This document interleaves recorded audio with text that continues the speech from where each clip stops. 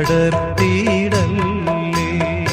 ഉമ്മയെ കണ്ടിട്ടെനിക്ക് പൂതി തീർന്നിട്ടില്ല.